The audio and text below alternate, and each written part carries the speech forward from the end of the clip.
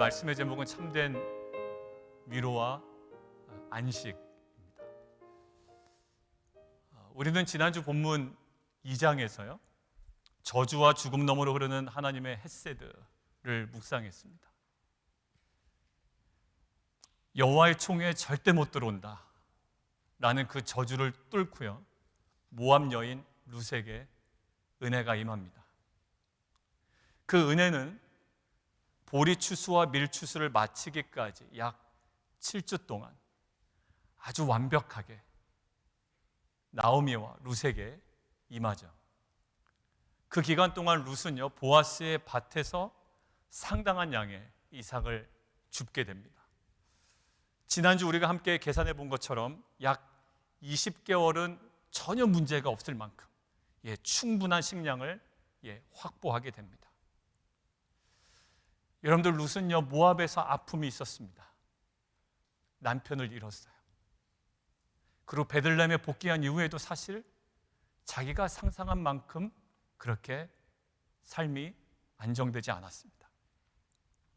그 절망적 상황과 비교해 본다면 지금 어느 정도 식량도 보유하고 이제 먹고 살 걱정 안 하는 지금 모습은 평안과 안식을 누리고 있다라고 우리가 여길 수 있을 겁니다. 그런데 시어머니 나오미의 관점은 그렇지 않았던 거예요. 먹고 살 걱정하지 않았는데도 불구하고, 할 필요 이제 없죠. 그럼에도 불구하고 시어머니 나오미의 입장은 그것을 평안이나 안식으로 보지 않았다라는 거예요. 오늘 본문 1절 룻을 향한 나오미의 이야기를 함께 좀 보도록 하겠습니다. 성경을 통해서 함께 보시죠. 내 딸아, 내가 너를 위하여 안식할 곳을 구하여 너를 복되게 하여 하지 않겠느냐. 거기 안식할 곳, 거기 동그라미를 좀 쳐놓으실까요?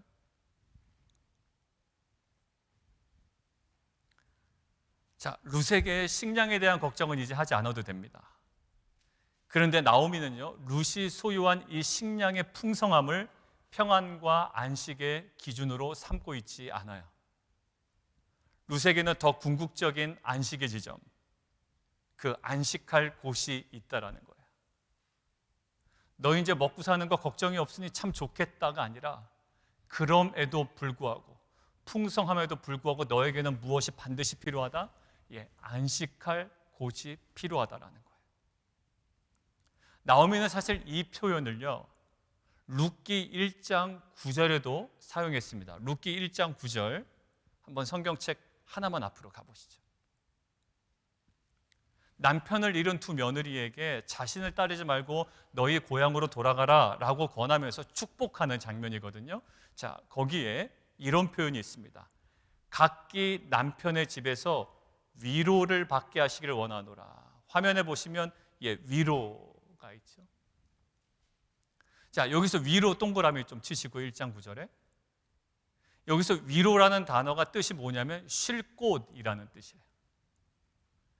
오늘 본문 3장 1절, 아까 저희가 동그라미 친 거요, 안식할 곳으로 번역된 히브리어 마노아흐와 동일한 어근으로 동일한 뜻을 갖고 있습니다. 그러니까 쉴 곳이라는 거예요. 두 며느리에게 이야기할 때 너희가 쉴 곳이 필요해 라는 거죠. 그리고 오늘 룻에게도 너희에게 쉴 곳, 안식할 곳이 필요해. 아무리 식량이 많아도 너희에게는 이것이 정말 필요한 거야 라고 이야기합니다. 자, 이 마노아흐라는 이 쉴 곳, 안식할 곳, 이것이 갖고 있는 의미는 아주 분명합니다. 뭘까요?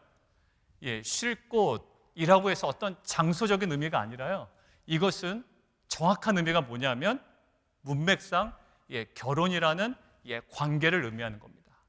그러니까 며느리에게 너희가 아무리 먹고 살 걱정이 없다 한들 너희에게는 무엇이 필요하다? 남편과의 관계가 필요한 사람들이야. 너희는 단순히 먹고 살 걱정이 없다고 해서 너희가 안식을 누리는 게 아니라 너희에게 참된 안식은 뭐다? 남편과의 관계야. 다시 출발해야 돼. 다시 시작해야 돼 라고 이야기하는 거예요. 자, 결국 나오미는 1장에서도 그랬고 3장에서도 지금 마찬가지로 남편을 잃은 며느리들이 누려야 할 진정한 안식과 위로를 무엇으로 본 걸 것일까요? 단순히 식량의 풍성함, 소유가 아니라 결혼이라는 무엇으로요? 관계로 본 거예요. 야, 너희는 이제 보아스 때문에 먹고 살 걱정 없겠다라는 그 소유 때문에 안식으로 보지 아니하고요. 지금 결혼이라는 관계가 그들에게 누려야 될, 그들이 누려야 될 안식의 중요한 기준으로 본 거예요. 그래서 룻이 이 많은 식량을 확보했음에도 불구하고 참된 안식을 누리기 위해서는 뭐가 필요하다? 너에게는 친밀한 관계가 필요해 라고 지금 이야기하는 거예요.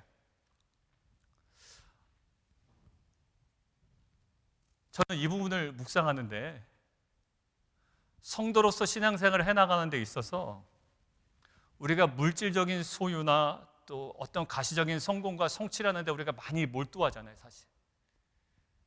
자, 거기에 너무나도 집중한 나머지, 환경에 집중한 나머지 하나님과의 깊은 관계에서만 누릴 수 있는, 환경에서는 얻을 수 없는 깊은 하나님과의 관계에서만 누릴 수 있는 평안과 안식을 놓치고 있지는 않은지 생각이 들었습니다. 우리는 마르다와 마리아의 이야기를 잘 알고 있죠. 저 자신과 우리들의 신앙의 모습을 보면 처음에는 항상 마리아처럼 접근합니다. 정말 말씀이 너무 꿀보다 달고요. 예배 때마다 하나님의 임재를 누립니다. 근데 어느덧 우리는 마리아의 모습을 벗어나 마르다의 모습으로 가까워지는 경우를 우리 자신에서 볼 수가 있어요. 교회에서 이 모양 저 모양 또 사역을 열심히 감당합니다. 그 사역을 하고 또 사람들에게 주목도 받고 인정도 받고 성취감을 느끼면서 나는 사역하면서 이제 신앙에 눈 뜨는 것 같아 이러신 분들도 있단 말이에요. 그것으로 나의 존재의 이유를 찾아가는 그런 경우도 있습니다. 여러분들, 이러한 일꾼으로서의 정체성 나쁘지 않아요. 정말 소중한 헌신입니다. 그러나 마르다와 같이 사역하는 자리에서만 계속해서 우리의 신앙이 길들여져 간다면 깊은 차원의 안식과 평안을 하나님과의 관계 맺음을 통해 맛보는 일에 우리는 소홀해지기 쉽다라는 거예요. 제가 한국에서 섬겼던 온누리교회 그 하영조 목사님께서 이렇게 자주 얘기하셨어요. 하나님과의 깊은 관계 없이 사역만 하다 보면 사람이 사나워진다라는 거예요. 그러니까 사람이 어느 순간에 사역하다가 어떻게 되죠? 사나워진다라는 거예요. 예수님께서 마리아에 대해서 이렇게 얘기하시죠. 마리아는 더 좋은 것을 선택하는 뭐가 있었다? 안목이 있었다라는 거예요. 엉뚱한 데서 자기 존재의 이유를 찾지 않아요. 그 물질적인 것이나 가시적인 것으로 인하여 나의 안식을 찾지 않아요. 마리아는 무엇으로요? 마리아에게 더 좋은 것은 뭐였을까요? 바로 관계였습니다.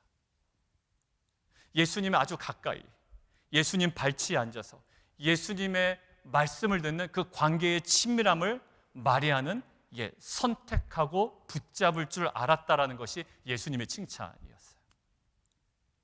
결국 우리가 신앙의 연수가 계속 늘어나면 늘어날수록 우리가 깊이 누려야 되고 우리가 경험해야 되고 우리가 풍성히 알아가야 되는 것은 뭘까요? 물질적 풍성함이나 또 사역의 성취와 같은 환경적 요소가 아니라 그보다 하나님과의 그 친밀한 관계의 깊이를 우리는 신앙의 연수를 채워가면 채워갈수록 그것들을 더 실제적으로 느껴야 된다는 거예요. 사실 우리는 우리의 신앙의 정도와 상관없이 우리의 신앙의 순수성과 상관없이 우리는 때로는 아주 척박한 환경에 처할 때가 있습니다. 그런데 그 척박한 환경일지라도 정말로 생생하게 살아있는 하나님과의 친밀한 관계가 살아있다면 우리는 환경을 초월한 궁극적인 안식과 참 평안을 그 관계를 통하여 누리게 됨을 저는 믿습니다. 그래서 시편 34편 8절에서는 신앙의 핵심에 대해서 이렇게 얘기하고 있죠. 우리 자막으로 함께 보도록 하겠습니다. 함께 읽을까요? 시작. 너희는 여호와의 선하심을 맛보아 알지어다. 여러분들, 구원받은 우리 성도들이 누려야 하는 안식과 평안의 핵심은 뭐라고요? 물질적 풍성함이든지 아니면 사역이라든지 사람의 인정이라든지 아니면 모든 환경에 근거한 것이 아니라 실제적으로 또 실제적이고 아주 생생하게 살아있는 하나님과의 관계 속에서만 맛보아 경험되어지는 것이 되어야 된다는 거예요. 저는 신앙이 깊어집니다. 저는 하나님을 더욱더 알아갑니다 라고 할 때 우리는 그 지식을 얘기하지 않고요, 하나님과의 그 깊은 인격적인 관계가 나에게 사실이 되어 그 안에 세상이 줄 수 없는 그 기쁨과 안식을 내가 누려가는 거예요. 여러분들, 우리는 요셉의 삶을 잘 알고 있습니다. 그는 억울한 이유로 아주 척박한 감옥에 갇혀 있습니다. 환경으로 따지자 보면 요셉은 아주 실패한 자처럼 지금 보이고 있습니다. 그러나 성경은 실패한 자처럼 보이는 요셉에게 이렇게 얘기합니다. 요셉이 옥에 갇혔으나 여호와께서 요셉과 함께 하심으로 그가 형통한 자가 되었다라는 거예요. 지금 억울하게 감옥에 갇혀 있는 요셉을 향하여, 환경의 척박함 속에 지금 놓여져 있는 요셉을 향하여 성경은 뭐라고 얘기한다고요? 그는 형통하다라고 이야기해요. 왜요? 환경에 근거한 것이 아닌 무엇이에요? 여호와께서 그와 함께 하심으로. 우리가 너무 어려울 수가 있어요. 그러나 하나님이 나와 함께 하신다라는 이 관계의 생생함을 우리가 놓치지 않고 날마다 깨달아가고 우리가 누린다면 우리는 그 환경을 초월하여 역사하시고 환경을 뛰어넘어 우리가 누릴 수 있는 정말 기독교 신앙의 진수를 우리는 경험하며 그 안에 날마다 회복을 누리는 공동체가 될 줄 믿습니다. 성경은 그래서 복에 대해서 이렇게 얘기하는 거예요. 저 사람이 돈 벌어서 사회적으로 성공해서 어떤 좋은 학교와 학벌로 인하여 어떤 위치를 잡아서가 복이 아니라 이렇게 복을 얘기합니다. 시편 73편 28절이에요. 같이 한번 읽겠습니다. 시작. 하나님께 가까이함이 내게 복이라. 맞아요. 내가 너무 어려워도 내가 오늘 하나님과 더욱더 가까워질 수 있다면, 그리고 내가 하나님과 더욱더 가까워졌다라는 마음의 확신만 있다면 나에게는 뭘까요? 그게 참된 복이라는 거예요. 가면 갈수록 하나님을 더욱더 친밀하게 누리고, 가면 갈수록 하나님 품 안에서 누려지는 그 안식이 세상의 그 어떠한 것도 비교할 수 없는 가장 깊은 은혜요, 참된 복인 줄 저는 믿습니다. 어떠한 여러분이 환경적 어려움 가운데 있으든지 간에, 그것이 모압 땅에서의 과거의 아픔이든지 아니면 베들레헴으로 돌아왔지만 지금 내 뜻대로 되지 않는 척박함이든지 어떤 어려움에 있든지 간에 하나님과의 관계적 그 친밀함을 통해 참된 안식과 그 만족과 기쁨을 풍성히 누리는 우리 빛과 소금 교회 성도님들 되시기를 주님의 이름으로 축원드립니다. 자, 그런데 우리가 신앙생활을 해보면 누구나 관계적인 친밀함을 원하죠. 그리고 회복을 원합니다. 그런데 그것은 단순히 우리가 하고 바란다고 해서 이루어지지 않더라고요. 바랍니다. 원합니다. 이 원함은 있죠. 그런데 이 우리가 원하고 바란다고 해서 쉽게 누려지지 않는 것이 이 친밀함이에요. 그러면 어떻게 이 친밀한 관계를 통해 참된 안식을 경험할 수 있을까요? 여러분들 정말로 안식을 지금 경험하고 계십니까? 정말로 그 관계에서 오는 안식을 누리고 계셔요? 그것은 어떤 개념도 아니고 이미지도 아니고요, 그것은 실제일 거예요. 살아계신 어떤 누군가를 만나게 될 때 우리는요, 그 사람 만나기 전에 기대가 됩니다. 그리고 그 사람과의 대화 속에 많은 위로도 받죠. 성도님과의 대화 속에 저도 많이 위로를 받습니다. 그 성도님의 또 배려 속에 많은 격려를 받아요. 왜? 그것이 실제거든요. 그분이 비록 제가 다 잘하지 못하지만 저를 향한 그 격려의 한마디, 또 위로의 한마디, 이것이 저에게는 그것이 실제가 돼서 저에게는 참 평안이 옵니다. 왜요? 그 관계 속에 누려진 것이 있거든요. 대화 속에 정말로 힘들었지만 그 대화를 통해 나에게 주어진 은혜가 있단 말이에요. 맞아요. 여러분들, 이 친밀한 관계 속에 누려지는 그 안식이 분명히 있습니다. 그런데 이것을 어떻게 우리가 누릴 수 있을까요? 오늘 룻을 향한 나오미의 구체적 제안들을 통해서 묵상해 보려고 합니다. 나오미는요, 1장에서 며느리들이 누려야 될 참된 위로가 뭐라고요? 풍성함이 아니라는 거예요. 야, 너 좋은 대학 갔으니 됐다. 너는 돈 벌었으니 됐다. 이게 아니라 야, 너희 정말로 너희가 누려야 될 안식이 뭔지 알아? 라고 하는 건 뭐라고요? 결혼을 통한 각각 남편과의 관계임을 확신하며 1장에 어떻게 했죠? 기도했습니다. 나오미가.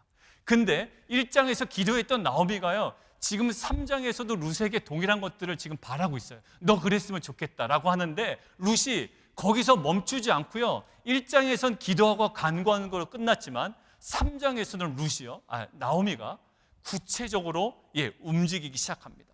자신이 확보한 보아스에 관한 정보를 딱 근거를 가지고 룻에게 3절과 4절 너무나도 재미난 구체적인 행동 지침을 알려주면서 타작마당으로 내려가라는 거예요. 야, 너 좋은 남편 만날 거야. 하나님께서 너를 아시고 좋은 남편 주실 거야가 아니라 지금 나오미가요, 구체적인 행동을 지금 룻에게 요구하고 있어요. 아주 세밀하게 타이밍까지. 그 전에는 나타나지 말고 그 후에는 어디에 가서 어느 위치에 아주 구체적으로 얘기하고 있습니다.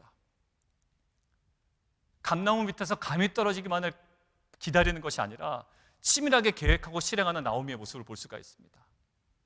여러분들, 우리도 마찬가지예요. 신앙생활 하나가는 데 있어서 잘못된 것이 뭐냐면 우리가 계획하고 실천하는 것이 믿음과 상반되는 것이라고 여기는 잘못된 신앙이 있어요. 기도만 하면 된다든지 아니면 자신의 어떤 책임을 다하지 않는 그리스도인들이 있거든요. 그렇지 않아요. 오히려 성경은요, 먼저 우리가 계획해야 된다고 성경은 이야기하고 있습니다. 한번 보실까요? 같이 한번 읽습니다. 시작. 너희 중에 누가 망대를 세우고자 할진대 자기의 가진 것이 준공하기까지에 족할는지 먼저 앉아 그 비용을 계산하지 아니하겠느냐. 바로 나오미가 지금 룻에게 하는 행동이 바로 이거예요. 구체적으로 계획하고 움직이고 행동하고 있습니다. 야고보서에서도 사실 이 믿음에 관해서 얘기할 때 이렇게 얘기하고 있어요. 다시 한번 자막 보실까요? 시작. 내 형제들아, 만일 사람이 믿음이 있노라 하고 행함이 없으면 무슨 유익이 있으리요? 그 믿음이 능히 자기를 구원하겠느냐. 믿음은요, 단순히 정적으로 마음에 묻어두고 사는 것이 아니에요. 보이지 않는 믿음은 반드시 보이는 삶으로 드러나게 되어 있습니다. 여러분 생각해 보세요. 보아스와 룻이 아무리 눈으로 딱 이렇게 초점이 맞춰지고 뭔가 이렇게 반짝하는 스파크가 일어났다고 쳐요. 물론 거기서 성경에서 이해하고 있지 않습니다. 근데 만약 뭔가 호감이 생겼다고 이따 손 치더라도 둘 사이에 구체적인 청혼 절차, 프로포즈가 없다면 참된 안식을 위한 그 온전한 관계는 이루어질 수 없습니다. 우연히 보아스 밭에 들어갔지만 구체적인 청혼 절차가 이루어지지 않으면 그 모든 것들은요, 오히려 음행하는 여인으로 오해받고 이거 잘못된 과정일 수가 있거든요. 그래서 나오미는 그 룻에게 필요한 온전한 관계를 위해서 구체적인 계획을 세우고 룻에게 지금 알려주고 있는 거예요. 우리가 우리의 신앙을 한번 돌아볼까요? 하나님과의 더 깊은 관계로 나아가 우리가 정말 참된 안식과 회복을 얻기를 원한다면 우리에게도 이러한 구체적인 계획과 실행은 유의미한 것이고요, 반드시 분명히 필요한 것입니다. 여러분들, 신약 성경에 우리가 잘 아는 인물이 하나 있어요. 그게 누구냐면 삭개오입니다. 삭개오는요, 예수님에게 접근하기에는 너무나도 약점이 두 가지가 하나 있었어요. 하나는 자기의 신체적인 약점이에요. 어떻다고요? 키가 굉장히 작습니다. 그래서 주목받지 못하는 키예요. 그리고 두 번째 걸림돌이 하나인데 그것은 뭐냐면 많은 사람들이 예수님 주위에 몰려 있는 겁니다. 그러니까 키도 작지, 많은 사람들 몰려 있지. 그러니까 예수님께 접근하기에는, 예수님께 다가가기에는, 예수님과 관계 맺기에는 굉장히 걸림돌과 단점이 있었던 자예요. 그런데 삭개오가 계획을 세우게 됩니다. 어떤 계획이냐면 누가복음 19장 4절에 함께 보겠습니다. 시작. 앞으로 달려가서 보기 위하여 돌 무화과 나무에 올라가니 이는 예수께서 그리로 지나가시게 됨이러라. 누가복음 저 장면에서는 삭개오가 돌 무화과 나무에 올라간 행동이 왜 일어났다고요? 굉장히 치밀한 계획 속에서 진행된 것임을 증언하고 있죠. 왜? 예수께서 그리로 지나가시게 될 것이기 때문에 삭개오는 계획을 하고 그 지점에 그 돌 무화과 나무에 올라가 있는 거예요. 그러니까 예수를 보기 위해, 예수님과 관계 맺기 위해 간절함으로 친밀하게 계획을 세우고 돌 무화과 나무에 올라간 이 삭개오에게 예수님께서 바라보시며 이렇게 얘기하십니다. 내가 오늘 내 집에 유하여야겠다라는 거예요. 결국 구체적인 계획을 작정하고 돌 무화과 나무에 올라간 이 삭개오에게 예수님과의 그 만남과 관계의 복이 임하기 시작했어요. 여러분들, 미국이 자랑하는 철학자이고요, 신학자이고 설교자인 조나단 에드워드라는 목사님이 계십니다. 아마 여러분들 한 번쯤은 들어보셨을 거예요. 이분은요, 아주 철저하게 칼빈주의자입니다. 칼빈주의자라면 뭐냐면 구원은 철저한 누구의? 하나님의 주권 아래에 있다. 그러니까 인간이 구원을 위하여 어떤 그 공로도 없다라는 거예요. 철저한 하나님의 주권에 있으며 인간은 전적으로 무능력하다라는 교리를 믿는 칼빈주의자예요. 근데 우리가 이 교리를 잘못 적용하면 어떻게 되냐면 결국 모든 구원은 하나님의 주권에 있기 때문에 아무리 너 회개해라, 회심해라 얘기해봤자 아무 소용이 없는 거잖아요. 근데 문제는 뭐냐면 예수님조차도 회개하라고 이야기해요. 그 사도 바울도 그렇게 설교하고 다녔고요, 조나단 에드워드 목사님도 칼빈주의자지만 많은 사람에게 회심하지 아니하는 이 죄인된, 각성된 죄인들에게 이 회심의 메시지를 전했습니다. 자, 결국 조나단 에드워드라는 이 목사님이 칼빈주의자, 하나님의 전적인 주권을 인정하지만 그럼에도 불구하고 무능력한 죄인에게 회개를 촉구하는 메시지를 던졌던 그 입장을 정리한 글이 있습니다. 함께 좀 보실까요? 제가 읽어드리겠습니다.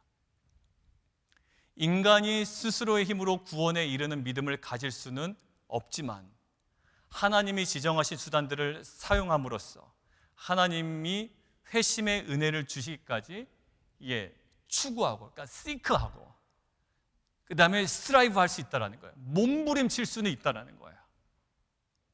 그러니까 구원받기가 어렵다고 해서, 인간의 전적인 무능력이라고 해서 이러한 일들, 은혜의 수단을 사용하는 일들을 하면서 몸부림칠 수 아예 없는 것은 아니라는 거죠.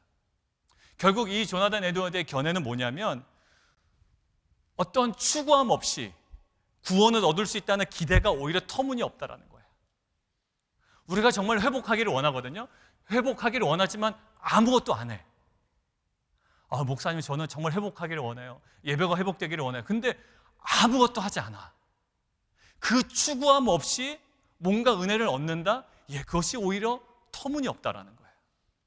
조나단 에드워드는요, 어떤 설교자로 유명하냐면 이 교회를 출석하는 사람들 중에서도 회심하지 않는 사람들이 분명히 있음을 염두하고 설교했던 목회자로 유명합니다. 그래서 교인들에게 굉장히 많은 안 좋은 평가도 받았어요. 왜? 설교가 이렇게 까끌까끌하거든요. 부드럽지가 못하고. 자, 그래서 그는 뭐라고 얘기했냐면 회심의 은혜를 얻기 위해서 뭐예요? 기도, 성경 읽기, 예배 참석 등의 은혜의 수단을 부지런히 사용할 것을 굉장히 강조했습니다. 그러니까 그 사람이 정말 회심하기를 원하면, 당신 아직 회심하지 않은 각성된 죄인이라면 무엇이에요? 그냥 가만히 있지 말고 아무리 하나님의 주권이라도 뭐래? 기도와 말씀 묵상과 또 예배 참석이라는 은혜의 수단을 부지런히 사용하라는 거예요. 자, 오늘 그런 관점에서 오늘 나오미의 모습을 보십시오. 최종 결정은 누구에게 있는 줄 알고 있어요? 4절 보세요. 최종 결정은 보아스에게 달려있음을 이 나오미는 알고 있습니다. 4절이에요. 그가 내 할 일을 너에게 알게 하리라는 표현이죠. 아무리 네가 그에게 다가가도 결국 보아스가 할 일을 너에게 알려줄 거야라는 거예요. 최종 결정 누구에게 있다? 보아스에게 있다. 주권 누구에게 있다? 보아스에게 있다. 그러니까 너는 그냥 가만히 있어라? 아니지. 그 타작마당으로 타이밍 맞춰서 준비를 해서 그쪽으로 가서 내가 시키는 대로 차근차근히 하나하나 일을 해나가라는 거예요. 모든 주권이 보아스에게 있지만 너는 내가 시키는 대로 그것들을 아주 치밀하게 하나하나 잘 시행해 나가라는 거예요. 저와 여러분도 나오미와 룻처럼, 그리고 삭개오처럼 참된 안식에 대한 갈망이 있습니다. 그런데 갈망만 있는 경우가 있어요. 근데 오늘 하나님께서 오늘 본문을 통해 갈망이 없는 사람보다야 낫겠지만 막연한 갈망만으로는 안 된다고 오늘 본문을 통해서 우리에게 도전하시는 거예요. 치열함과 간절함으로 보아스를 만날 수 있는 그 온전한 관계가 성립될 수 있는 각자의 추수 때의 타작마당으로 그 자리로 나아가야 된다는 거예요. 거길 나아가지 않고 보아스와 관계 맺기를 원한다는 게 얼마나 무식한 일이에요. 얼마나 터무니없는 일이냐고요.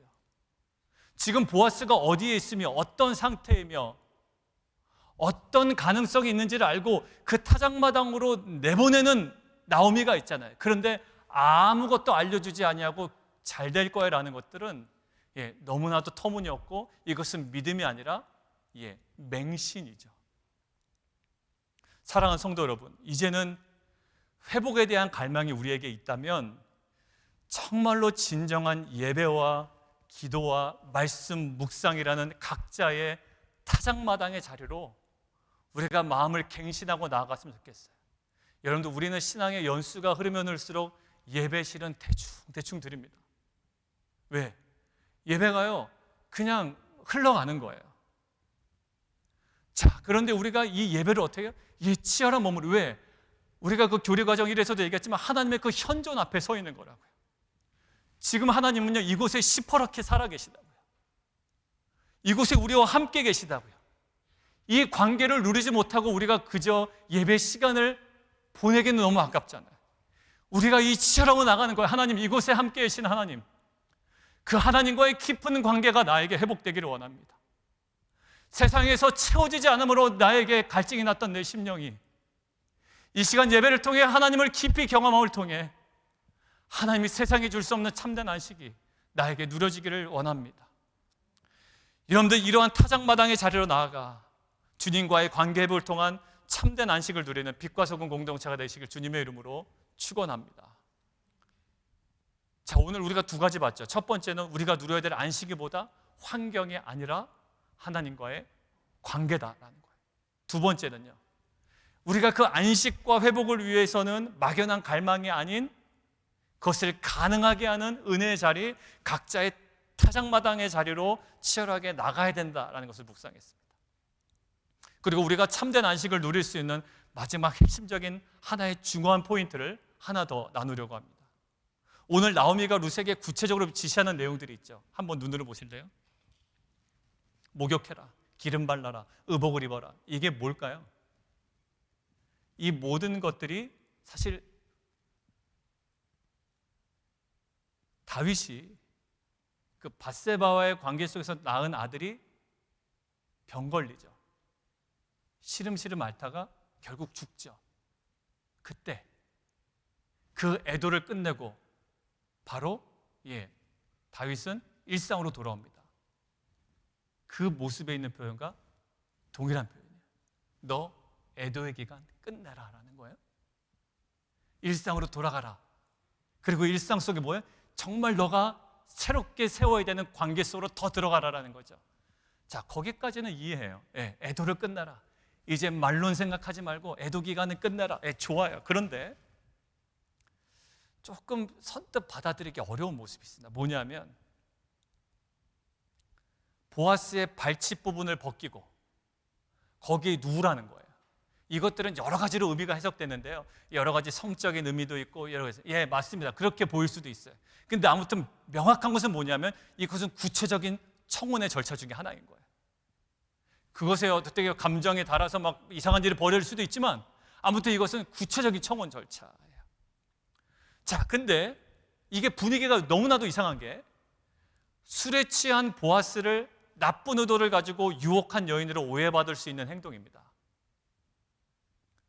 왜냐하면 이것은 왜 오해받으면 안 되냐면 구약에서 음행한 여인은 돌로 쳐 죽임을 당하거든요. 그러니까 굉장히 룻에게는 부담되는 행동이라고요. 그럼에도 불구하고 룻은요 5절에 이렇게 얘기합니다. 어머니의 말씀대로, 거기 보면 어떻게 해요? 다 내가 행하리이다 라는 거예요. 그리고 6절에는요 룻이 명령대로 행했다라고 기록되어 있습니다. 자, 룻의 입장에서 보면 오해받을 수 있는, 그래서 쉽지 않은 지침이었습니다. 다른 것들은 괜찮아요. 목욕을 하고 그 다음에 기름을 바르고 의복을 바꿔 입는 것까지는 괜찮아요. 그런데 발치 부분을 벗기고 거기에 누우라? 이거는요 굉장히 쉽지 않은 지침이었어요. 그런데 자신의 안식할 곳을 찾아주려는 시어머니의 신뢰를 가지고 지금 위험한 순종을 이 룻은 감행하게 됩니다.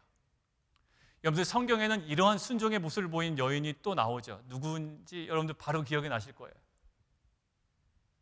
마리아입니다. 바로 예수의 수태고지를 받았던 마리아예요. 여러분들, 처녀에게 임신 소식은 거의 죽음 선고나 마찬가지예요. 파혼을 당하는 것은 물론이요, 돌에 맞아 죽습니다. 그런데 천사는 마리아에게 이 모든 상황을 다 설명한 다음에 이렇게 마무리를 하죠. 자막을 통해서 함께 보겠습니다. 시작. 대저 하나님의 모든 말씀을 능하지 못하심이 없느니라. 이 음성 앞에 마리아는요, 여전히 사회적으로 수많은 오해를 받을 가능성이 사라지지 않았습니다. 여전히 남아있는 상황이었음에도 불구하고 이렇게 마리아는 고백해요. 다음 장 보시죠. 시작. 마리아가 이르되 주의 여정이오니 말씀대로 내게 이루어지이다. 룻의 고백과 비슷해요.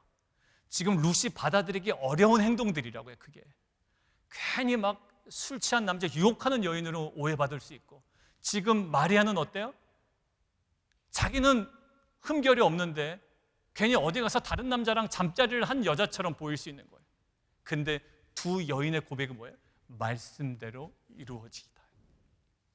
마리아에게 여전히 가혹한 현실은 해결되지 않아요. 그거 사람들이 계속 비아냥거릴 겁니다. 그러나 하나님의 말씀대로 그 비아냥도 다 수용하게 됩니다. 여러분들, 마리아에게는 오히려 그것이 안식이 아닌 거예요. 오히려 고통인 거예요. 그런데 안식할 수 없는 그 상황 가운데 수용하고요, 오히려 하나님과의 관계 속으로 쑥 들어가기 시작해요. 결국 그 말씀에 근거한 받아들여 쓰는 그 모든 것들을 수용한 마리아를 통해서 예수 그리스도의 탄생이 성취되죠. 베드로도 마찬가지입니다. 밤새도록 물고기 한 마리 잡지 못해요. 예수님께서 갑자기 나타나셨는데 깊은 데 가서 그물을 던져서 물고기를 잡으라고 합니다. 베드로는요, 수용할 수 없어요. 왜? 본인이 경험이 더 많고요, 이분은 목수 출신이에요. 근데 지금 베드로는 이렇게 반응합니다. 같이 한번 읽을까요? 시작. 우리들이 밤새도록 수고하였으되 잡은 것이 없지만은 말씀에 의지하여 내가 그물을 내리리이다.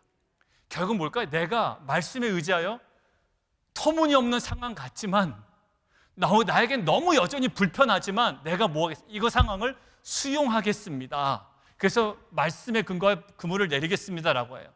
결국 어떻게 될까요? 베드로는 고기를 많이 잡게 되고요, 그 다음에 고기 얘기는 안 나오고요, 이런 고백을 뚱딴지처럼 하게 됩니다. 고기를 많이 잡아서 기뻐하고 날뛰는 베드로가 아니라 이런 고백을 해요. 같이 한번 읽겠습니다. 시작. 주여 나를 떠나소서 나는 죄인이로소이다. 여러분들, 고기를 잡아서 기쁜 게 아니라요, 오히려 받아들일 수 없고 불편하고 말도 안 되는 그 상황 가운데 말씀에 근거해서 수용했더니 단순히 물질적인 축복이 아니라 주님과의 관계가 새로워지기 시작하는 거예요. 여러분들, 우리는 이 환경에서는 볼 수 없는 놀라운 것들을 봐요.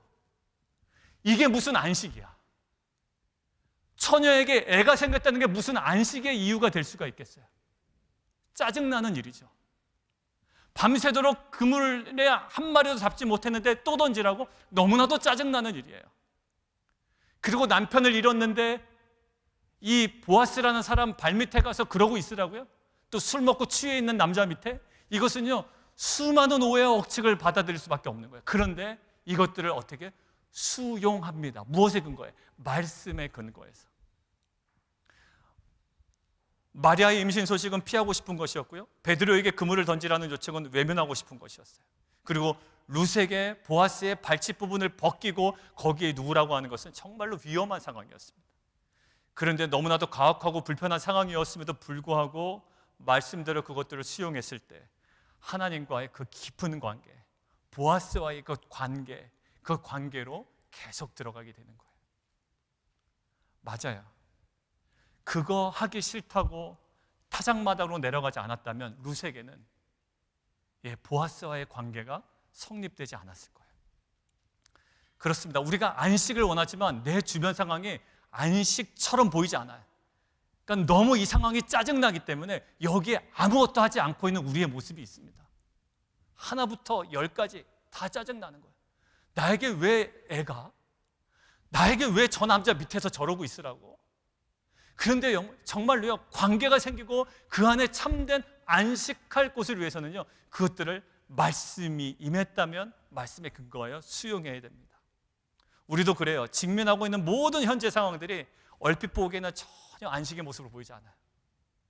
오히려 사람들의 오해가 있고 나에게는 너무나도 불편한 상황일 수가 있습니다. 그러나 우리를 가장 선하게 이끌어 가신 하나님의 말씀에 근거하여 철저하게 자기 부인으로 모든 것들을 수용해 나감을 통해 척박하고 불편한 상황 속에서도 하나님께서 허락하시는 그 참된 안식을 경험하게 될 줄 믿습니다. 말씀을 이제 마무리하겠습니다. 우리는 돈을 가지고 좋은 집을 구할 수는 있습니다. 그러나 진정한 복된 가정을 이루기는 어려운 시대를 살아가고 있어요. 그리고 우리는 돈으로 좋은 침대를 구입할 수 있습니다. 그러나 우리는 편안한 숙면을 잃어버린 시대에 살고 있습니다. 어느 때보다도 우리에게는 무엇이 필요할까요? 정말 참된 안식이 필요합니다. 우리 성도들과 대화를 나누다 보면 참 바쁘게 사시고 또 여러 가지 또 사업과 또 직장과 관계 속에서 많은 어려움이 사실 있어요. 그러나 그것이 돈 조금 더 새긴다고, 만약에 그들에게 어떤 그분들이 원하는 대로 일이 풀린다고, 해결된다고 그것이 참된 만족일까요? 그렇지 않아요. 특히 우리 권사님들과 우리 그 장로님들과 이야기를 나누다 보면 그거 다 무상한 거라는 거예요. 왜? 그것은 있다가도 없어지고 없다가도 있어지는 거잖아요. 여러분들, 우리에게는 정말 참된 안식이 필요합니다. 어떤 환경에도 휘둘리지 않을 수 있는, 어떤 환경에서도 내가 꿈쩍 안 할 수 있는 그 참된 안식, 어떤 것으로 대체할 수 없는 그 안식이 필요해요. 자, 성 어거스틴이요, 그래서 자신의 참회록 1권 1장에서 이렇게 고백합니다.